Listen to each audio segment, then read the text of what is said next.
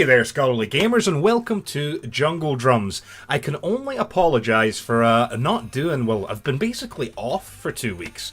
Now this is, it's, I hate making excuses, but honestly, it's because I've just started back at uni. I'm in year 3 of my honours degree that I'm going for, and the coursework itself is not a problem. It's just the travel time. I'm up there 4 days a week, and at the start of each day and at the end of each day, I have a 2 to 3 hour trip. That's one way.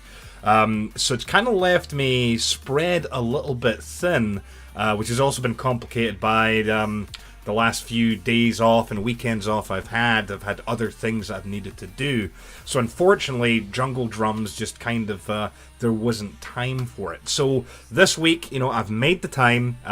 Unfortunately, I am on my own. And also, I'm probably going to try to do this relatively quickly.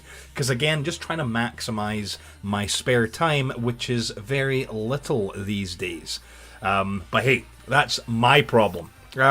And it is a shame because the last 2 weeks there was plenty of news items that came up. I was still plotting them. I've got a little planner basically, in my Discord where I can put what stories are going to be covered. And just never actually got the time to dive in and do them. But hey, we're here to rectify that. So this week, I looked around and, there's a few things that happened in the tech world. There's gaming news as well and whatnot. But so this week, mainly kind of techy, but don't get me wrong, we've got some stuff about PlayStation and, of course, Xbox as well. But the first bit of news, it's not really news. It was something that I came across that just really kind of caught my eye. And it's from our friends over at www.engadget.com, and this is to do with a piece of hardware, basically, which is called the Vortex, except there's no E, so Vortex.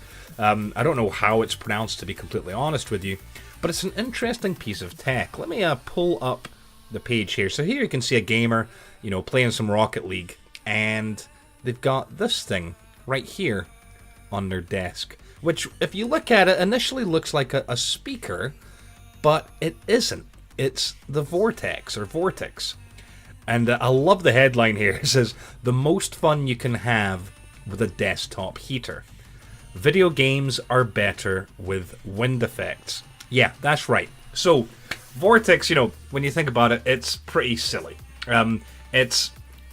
And I love, again, just quoting straight from the article here, on the surface, it's a $120 desktop fan.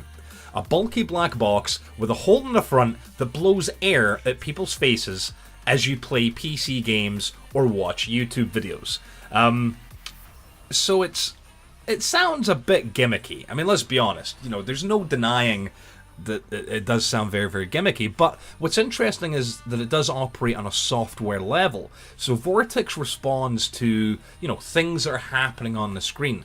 So that could be, for instance, say there's an explosion, you're playing, your favorite first-person shooter, and there's an explosion, it will blow warm air into your face, or likewise, flames, whereas if you're doing, say you're playing Steep, and, going down the mountain, a really high rate of speed, it'll blow, unfortunately, it won't be blowing air-conditioned, icy cold air into your face, but it will blow room temperature air. So it's quite interesting. So it doesn't have the ability, as far as I know, to cool air, but it can blow hot air, which, okay, I could see how that would be interesting, but let's be honest, I mean, if you're at your gaming PC, depending on what your setup is, you might already have some issues with heat. I mean, I know mine runs fairly cool, but if I'm if I'm rendering a video or something, and all the fans, the water cooling will really, really kick in, then yeah, quite a bit of heat comes off. Hence why I have a desktop fan right next to me to keep myself cool. So the idea of a box that's basically going to blow hot air in my face isn't very appealing to me. But don't get me wrong, the hardware itself is quite interesting because it'll work with every single game that's out there, YouTube video, any piece of media. As long as it includes both audio and visual action, Vortex will, do the business, so to speak. So they've got a video here real quickly. If I just pop this up, in fact, I might just go ahead and mute this. But so there you can see how it's basically... I like the quotes here. Have you ever been playing a game and just wanted, hot air blown in your face? Well, that's exactly what this product does. It's interesting. $120, I mean, that's, it's a bit much for what it does. I mean, I can see paying that much money for, a vital piece of gaming equipment, and, some of us pay even more, for nicer pieces of equipment. But it's quite strange. The software is where the amazement or the magic truly happens. Because actually, the software will split up the screen in the quadrants, and it tracks the colors in each region. And then if there's a lot of warm colors, like orange or red, so you can imagine like an explosion on screen, it will, the machine will expel hot air up to 99 degrees Fahrenheit. But if there are cool tones, like blue or white, it's going to blow room temperature air. But it'll only do so if the audio also matches that. So, if you just had silence and just, the screen flashing all these different colors, it's not going to react to that alone. It needs both the visual and the audio cues. So, it's kind of cool. I mean, I can see how, there's a lot of other bits of hardware out there that do similar things. When you look at like the you can get the aura / hue, lighting for your monitors, which will kind of, depending on the color of what's going on screen, will also give, lighting effects coming outward. So I get that, I don't know that there's necessarily a demand for this type of technology, but manufacturers are definitely trying to, not really force it upon us, but say, hey, look, here's something more for that little bit more immersion. Where I can see this being quite interesting, personally, I think, would be if you were also doing something in VR. Now, I don't mean like the stand-up, running around VR. I mean like, when you think about racing games, simulators, where you're basically sitting at your desk, or some type of cockpit. They make all these really cool enclosures, and you've got the headset, on you as you're seated, and to have something like that could be pretty darn cool. I can see how that would help, maybe with, especially the concept of, motion as you're moving, to also be getting the air coming, blowing across your face. But the thing is, with it being only capable of doing room temperature and hot air, I'm not sure it'd be that much fun. If you were in a racing game, you'd expect cold air, to be rushing past your face. But then, of course, in order to do that, I would have to have a built-in kind of air conditioning unit, which would make it really noisy, and then also add to the cost as well. So, I can... It's a strange one. It's one of these ones that you read about, and you just keep reading over and over, and you don't know what to think of it. If anything, I mean, if we're honest, it's something you would have to try out in person and, feel it for yourself. Hopefully, they will be out and about, maybe at, gaming conventions or different shows. I'm not sure if they'll be at Resonate or anything over here, but I'll keep an eye out here in the UK and see if I can actually find a place where one's kicking about, or even, heck, if I could get one for review, that would be even better. Hint, hint, nudge, nudge, wink, wink. But no, it basically sounds like this initial version of the machine is very much, like, it's a proof of concept that, is being sold. And, maybe later down the line, maybe it'll be a much better version that maybe, is capable of doing more than just hot air or room temperature air. But it does sound interesting. Like I said, it was just something that really caught my eye. Not necessarily because it's something I want to use. I just thought it was different, thought it was cool. So I wouldn't necessarily say go out and buy it, but keep an eye out for it. It'll be interesting to see what people think as more reviews of it come out. And we'll just find out more later down the line, hopefully.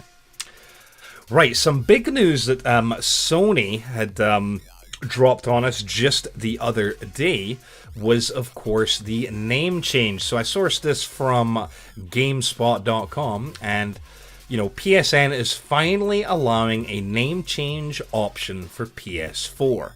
The feature is entering the PlayStation Preview program and will be available to select users. This is something that, PlayStation users all over the place, have been screaming and shouting for ages. The ability to change their online ID without having to make, a brand new account each and every time they want to change their handle. I've seen this firsthand with the younger members of family who maybe, whether it's due to online bullying or just them themselves, being trolls, I hate to say it, but it's true, having to just, nix that account and start a new one because of the abuse or the harassment they were getting. You would think reporting abuse and harassment would fix the problem, but come on. We know the truth. It doesn't really work that way all the time. And this was always a feature that Xbox, kind of had that upper hand. I can't remember, did you get one free change a month? Or was it just one and then you had to pay? I don't remember exactly, but I know you could get, a free one, or maybe it was more than one name change, and then after that you could pay to change your online ID. But so PSN, sure enough, it's kind of a similar system. You'll be able to do your first change for free, and then after that, changes will cost $10 US or Canadian dollars. Over here in the UK, it's $7.99 our money pounds and €9.99 euros. Whereas if you're a PlayStation Plus member, for our friends over in North America, it'll only be $5, and for us in the UK, it'll be $3.99. Likewise, $4.99 in euros. But as I said, right now it's only available to PlayStation users that are registered as testers for system software betas. So if you're on that list, then yes, you probably have this ability now. What is the thing that really caught my attention, though, is that this new feature won't be compatible with all games. It will be compatible with PS4 games released after April 1st, 2018, and the majority of the most played PS4 games released before this date. But PlayStation, Sony are making it very clear that not all PS4, PS3, and even PS Vita games are guaranteed to support the feature. So users might see issues or errors in certain games. Now, why this is important is if you've been buying or purchasing your games sorry, I obviously need a bit more coffee here. If you have been purchasing your games digitally, you would think that they're tied to the account, in a meaningful way. Like whether that's a case of there's a unique identifier, like in binary for your account, rather than just the name of the account, right? You would think so. But it seems that's not the case. By changing your PSN ID, there's a possibility you could lose access to digital purchases. Now, whether or not that is going to be the case with the final release, or if this is just kind of an issue during this preview kind of beta program, I don't know. They haven't really commented on that, but if you hang around on Reddit and Twitter, you'll see people already decrying this, saying, "Oh Jesus, Sony finally does something we've all been asking for," but with this problem, the possibility of losing access to digital purchases. Not that I know of any reported instances of this happening, but still, they've came out with that warning, and if they've issued that warning, they must be aware of at least, a few games where that is the case. But so there you go, PlayStation users, rejoice. You will most likely be able to change your name, but whether or not it'll have some severe ramifications, consequences for your game library, the digital one, we shall have to see. Now, to keep things in balance, we've done a bit of PlayStation news, and we've got to have a little bit of Xbox news as well. So I'd found this over at... well, I mean, okay, it was everywhere on the internet, but the article I have chosen is from express.co.uk, newspaper over here in the United Kingdom. And so the headline is Xbox Games News. Great news for Xbox One owners as Microsoft reveal Project X Cloud. Now, we covered here on Jungle Drums the whole concept of Project Scarlet when it was leaked, and we knew that Microsoft was working on a new console, well actually multiple new consoles, but one of which was going to be all about streaming games. Not streaming as in, Twitch and Mixer, but as in, the machine itself wouldn't have very high hardware requirements, and games would be on the cloud, and it would be streaming the games, remotely. So that's pretty darn cool, right? We covered that, we've talked about that, and we're keeping our eyes on, when we get more and more details. I think there'd been a small update a few weeks or maybe a month or two after we covered that, and we actually, we talked about it again. But this new service, which is Project X Cloud, is all about other devices.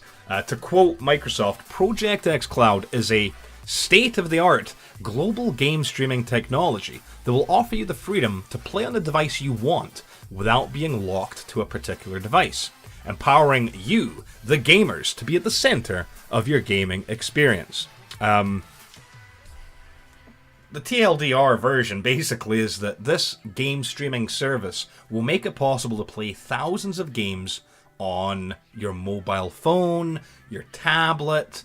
Now, the first test, because this is quite a ways, if we're honest, right? Public tests allegedly aren't going to start till sometime in 2019, and the first tests that they're doing internally are being run on mobile phones and tablets that are paired with an Xbox wireless controller via Bluetooth. Now, how it's actually connecting and working, I'm assuming it's an app, right? It has to be an app. So how that's going to work with certain OSs, I don't know. Android obviously isn't going to be an issue, but where I'm wondering there's potential issue is, of course, with those folk out there. There's a lot of us out there that use Apple devices. Now, I know what you're thinking. Apple phones, sell out this and this. Look, when it comes to security and, the camera and stuff, for some of us, iPhones are an unfortunate necessity. I used to use a BlackBerry for years due to the advanced encryption and the security of those devices, but as soon as they basically stopped supporting my particular model, I jumped ship. And when I looked at the Android devices, and then even at school learning all of the vulnerabilities that are inherent with Android devices, no thank you. Yeah, I'll stick with my Apple. Thank you very much. But the question it raises for me is, if you remember not that long ago, Steam had tried, releasing their app that would allow you, the Steam Link app, that would enable you to play games from, an Apple device. And that was blocked because of the ability to purchase stuff, right? Could the streaming service, this Project X Cloud, fall prey to that as well? Because I don't think it will, because you're not actually buying games individually. We're talking about paying for a service, kind of like Game Pass, right? You'd subscribe to this, and you would get access to certain games. So I don't know. It's going to be interesting. It's going to be very much up to, the endpoint devices. I mean, we already have, if you're using Windows 10 devices like Windows 10 tablets, you already have some pretty cool ways to connect like your Xbox and stuff. So I think them implementing xCloud on those devices will be easy. You'll probably just be able to open up the Xbox app and, be able to connect.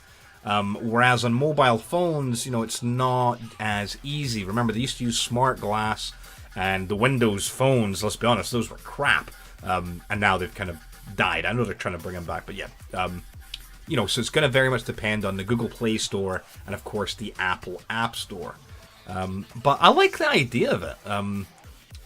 It's kind of cool, if you've got the connection for it. I mean, because this is the problem I see. I think at the moment they're currently working at 10 megabits per second, which if they can maintain that, that's pretty good. That's a decent speed. A lot of times, if you've ever done the in-house streaming, from like your Xbox to a tablet, a laptop, or something, you'll have seen, especially if you're playing it on a high, you've got the streaming quality at high, you see well above 10 megabits.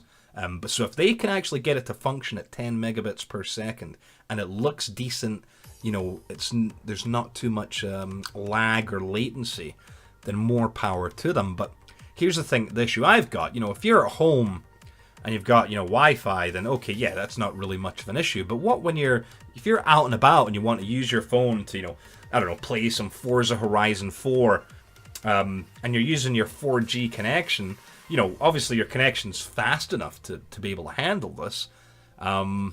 But the data rates, if you're fortunate and you've got an unlimited data plan and good for you, but I know a lot of areas that's not a possibility. Or likewise, you're still susceptible of fair use policy. And if you're using up that much data, for extended periods of time, it could be quite costly. But we'll see. It's very, very early stages. Microsoft, they're researching ways to try to combat latency, when it comes to like the video encoding, the decoding on the other side. It does sound pretty cool. I mean, their statement says that Project xCloud will have the capability to make game streaming possible on 4G networks and will dynamically scale to push against the outer limits of what's possible on 5G networks as they roll out globally. Their goal is to deliver high-quality experiences at the lowest possible bitrate that work across the widest possible networks, taking into consideration the uniqueness of every device and network. It sounds cool. It sounds great. I mean, remember, Microsoft has the technology and the resources and the money to do this, right? They've got, if you've ever heard of Microsoft Azure, right? If you haven't, it's similar to Amazon has AWS, their Amazon Web Services, which basically all over the world is these data centers, which, they store data, but they're also servers. They use virtualization to dynamically, deliver processing power. It's cloud computing. If you've heard that term, that's what it means. It's all that stuff. Now, the Microsoft version of that is Azure. And, Azure, I think mainstream, a lot of folk really don't know much about it, but in the corporate world, and especially in the kind of the techophile world, all us tech nerds and geeks, we know all about it, right? I mean, there's 54 different Azure regions, these huge data centers, that covers over 140 different countries. Azure has the scale to deliver a great gaming experience for players all over the world. It doesn't matter where the hell you are. They've got the hardware, the processing power, the infrastructure to deliver it. The limitation is going to be you, right? Is going to be what kind of speeds you can get. If you're in a rural area that doesn't have 4G, and your home Wi-Fi is abysmal, then, there's going to be some issues. Keep in mind, too, when it comes to latency, you have to think about the hops, right? How many hops does that signal take? How many data, till it gets to the data center. So we'll just have to see. Once 5G is really starting to roll out, then yeah, it becomes less of an issue. I mean, 4G is capable. You can get really good 4G speeds, but 5G is definitely going to have more headroom for some super high definition gaming. So it'll be really, really quite interesting, especially if they're going to be using the newer codecs. Streamers and content creators, all over the place, we're all familiar with the H.264 codec. But the 265, which still hasn't become mainstream, isn't being rolled out, has the capabilities to deliver, the same visual quality for half of the bitrate. So like currently, if you want to stream at 1080 60 frames per second, you need to have, put your bitrate fairly high. And if you wanted to stream 4K where it looked great and there wasn't any kind of, artifacting, it'd be crazy. It's something like, what's like 40 or 50 megabits a second would have to be your stream, your upload speed, with 264, H.264 codec. But with H.265, no, you could basically stream like 1080p 60 frames for what, 2000 kilobits. It's pretty crazy. So yeah, we'll see. The Project X Cloud, it does sound cool. I don't think I would necessarily take full advantage of it, although this image of a mobile phone on a special little kind of thing attached to a controller is pretty cool. I do like the concept of it. Or likewise, there you go, that looks like, is that Sea of Thieves? Looks like something similar to Sea of Thieves. Yeah, we'll just have to see. I think if it was available, I would probably give it a try. But it'll be interesting to see how this works. What's the what the subscription fee is going to be. How it works. Is it going to be the same library as Games Pass? Is it going to be a separate library? I don't know. We'll have to see what happens. Continuing to talk about Microsoft, this was an article I found over at PCGamer.com, and it's a rumor that Microsoft is close to buying Obsidian Entertainment. Now, this is 2 days ago, so there's every chance it's already been finalized, but here it was saying that the deal is reportedly 90% complete and is merely a matter of when, not if. Now, of course, Obsidian, fabulous indie RPG dev. The games that Obsidian's been involved in, Knights of the Old Republic 2, Fallout New Vegas, the Pillars of Eternity series, which have been really, really popular. I know for a while they were blowing up Twitch and Mixer. A lot of folk were playing Pillars of Eternity. Which, even that was a really good success story there. That's a game that started off as a Kickstarter back in 2012. The company was on the verge of ruin, but then they kickstarted Pillars of Eternity, and sure enough, it saved it. And then likewise, when they did, Pillars of Eternity 2, same thing. They crowdfunded it, and it soon became one of the biggest crowdfunding successes since 2015. But despite those successes, look, being independent is not easy. Especially when this is a company, Obsidian has over 100 employees. I don't know the exact number, 130 something, or it's a large company for what is labeled an indie dev. And when you think about just in the last year, 10 different studios have all gone out of business. So it does make complete sense why Obsidian, would look at the opportunity to be bought by Microsoft, because let's be honest, despite what your personal feelings are about MS, financial security, they've definitely got it. Thanks to the kind of their penetration of the corporate tech space, really, if we're honest. But yeah, and the way that Microsoft's been picking up studios, actually taking them under their wing. Look at Ninja Theory, Turn 10, all these different really, really cool studios that make really good games. So it makes sense, that they would be wanting to try to pick up Obsidian. But I do like, there's this one bit in the article that says that, what's interesting though is that Microsoft is the reason Obsidian almost closed its doors in the first place. They were both working together on an Xbox One exclusive title called Stormlands, that Microsoft had basically nixed, like Scalebound. Damn it. I'm still salty about Scalebound. But anyway, And that is basically what kicked Obsidian off to go to Kickstarter to raise money for Pillars of Eternity. So there's no bad blood though, because Xbox, the Xbox division of Microsoft is now under new leadership. So it does. It makes sense. Like I said, Microsoft, they've been on this buying spree, picking up these really cool studios, Playground, Ninja Theory. So it makes sense. Obsidian, they make quality products, and it'll be interesting to see what happens next. Speaking of quality products, now this is really for us, us techies out there. There was some really, really interesting stuff already that's happened. Very controversial with the launch of the brand new processor from Intel, and that's the i9 9900K.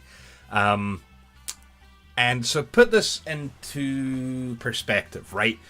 As you know, with games, and stuff, right? There's these things called embargoes, where, for example, at Scholarly Gamers, we'll get a game early. Like, you can't buy it yet, but we'll get it.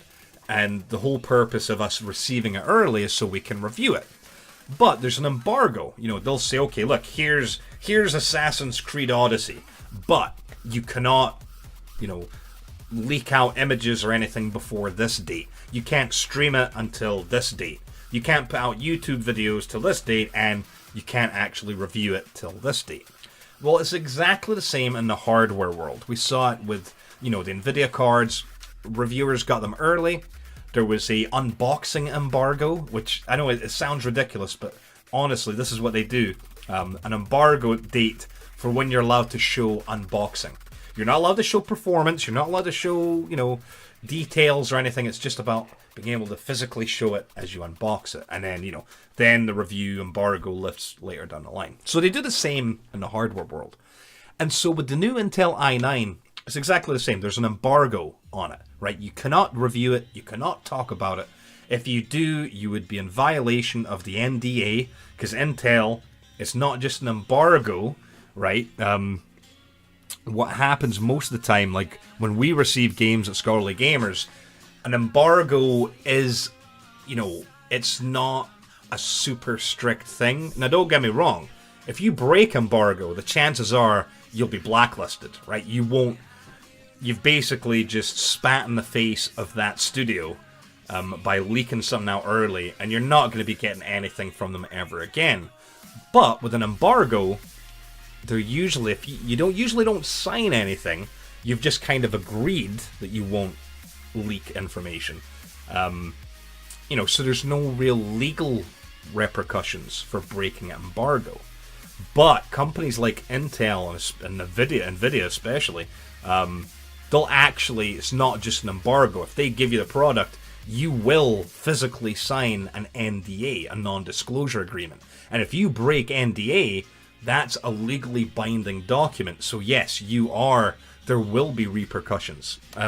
So that's the context of this, right?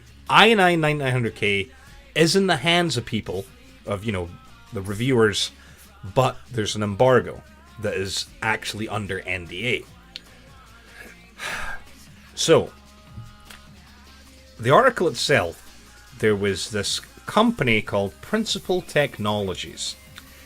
And what they did, they were actually directed or sponsored, however you want to put it, right? These folks were,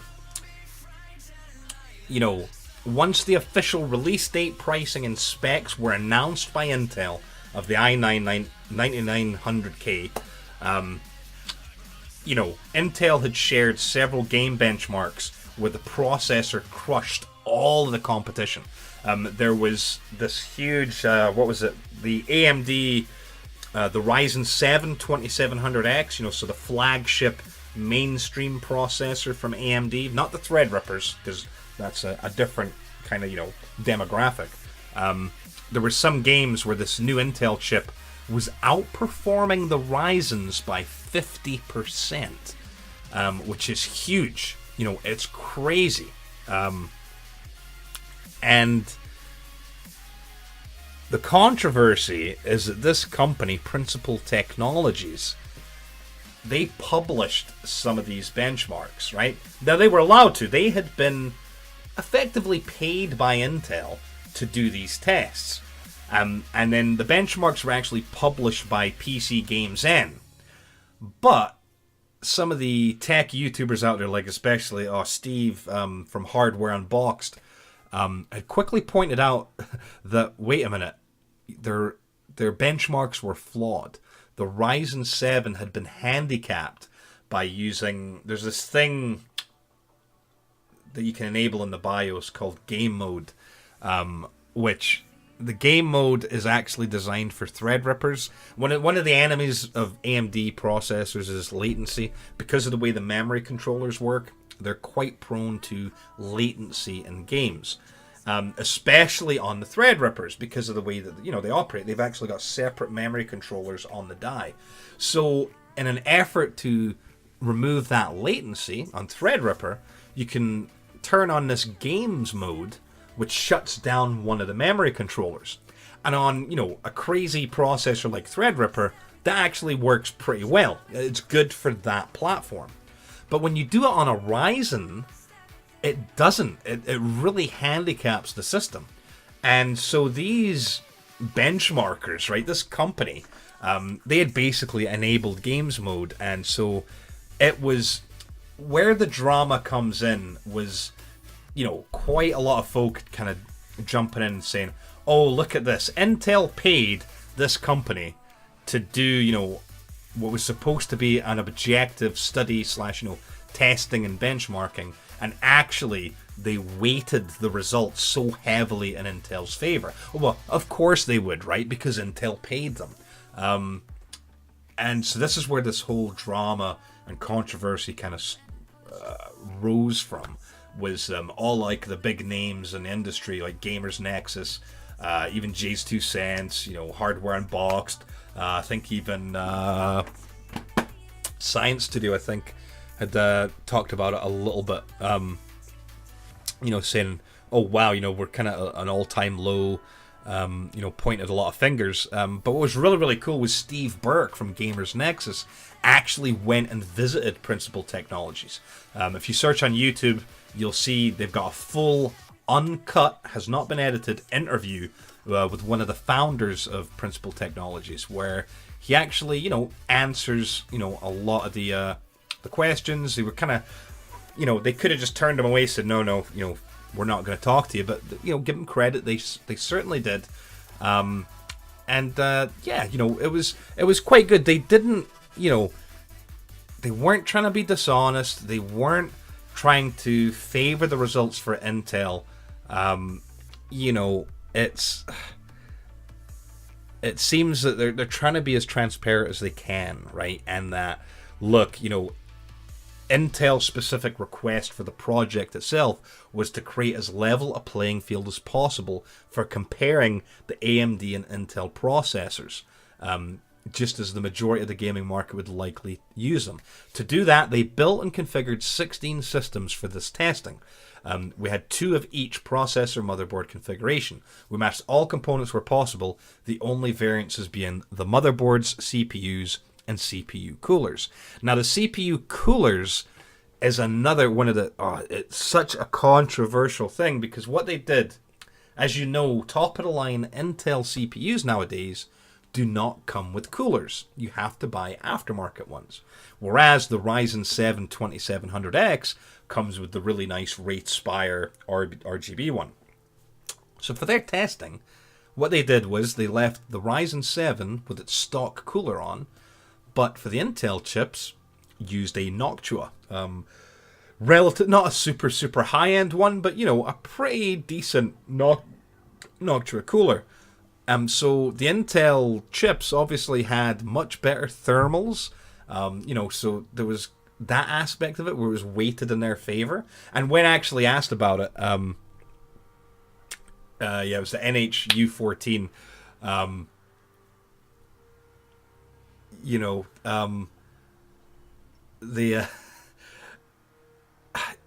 yes, I mean, the AMD, I'm sorry, my head's really, really spinning about this because, they chose Noctua for the CPU coolers. And they're saying that, oh, because they had almost identical systems, and it allowed us to maintain a comparable thermal profile. We were not performing any overclocking, and because AMD has said it was a good cooler, we stuck with the stock cooler. But, those in the know were saying it's not fair. If you're going to be using a Noctua on the Intel, then why not use the Noctua on the AMD as well? And their response was, well, no, we used the Ryzen, the stock cooler because that's what it came with. The Intels don't come with one, so that's where we put the Noctua on. And I loved the counterpoint, which I think Steve Burke raised this, was, well, if that's the case, why didn't you run the Intel without a cooler then? Because that's how it comes. So it was pretty crazy. Like I said, this is a very, very niche area where there's every chance that you missed out on this drama. But in the tech scene, it was rampant. I mean, my Twitter feed was just blown up, with all the tech tubers talking about this. And then likewise, the folk that subscribe to watching their videos, their responses. Basically, Principal Technologies was just getting slated something fierce. But they have, spoken up, and it doesn't seem there was any ill intent. It doesn't look like, they were purposely trying to give Intel favorable results. But I suppose this is the thing, even it's a company that was conscripted, basically, right? Was paid by Intel to do this. So it's I don't believe it. We'll see once the chips are out. And those big reviewers we all know and love, right? Your Gamers Nexus, your Jay's 2 Cents, Hardware Unboxed, etc., etc. We'll see what their benchmarks tell us, and then we'll make, our final judgment, I would say, because it's too early to tell.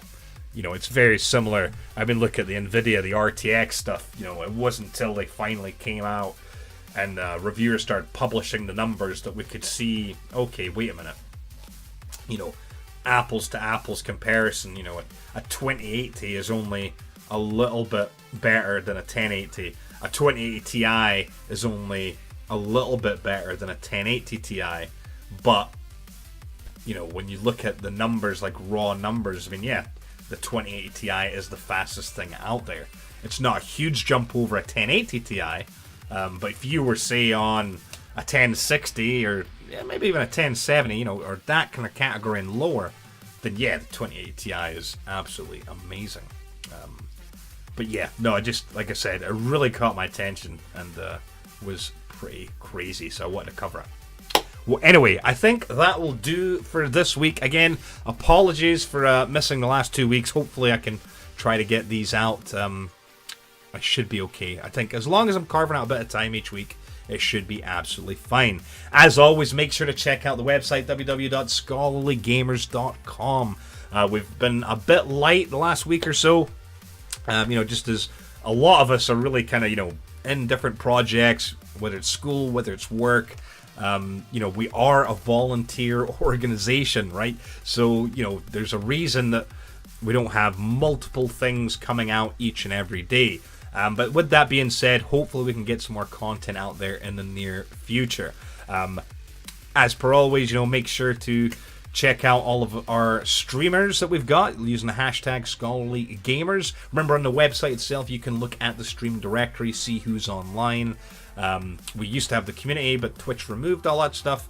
But anyway, look, if you search on social media or even just Google or in Twitch itself, use the hashtag ScholarlyGamers, and you will likely find someone playing something that you should enjoy. There's a whole mix of them, all different personalities, different genres of games they enjoy playing.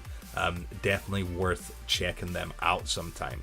But in the meantime, I am going to go get myself some more coffee. I've got some things to do. I need to render this, upload it, do all those things, and I'll catch you again next week. Thanks for watching.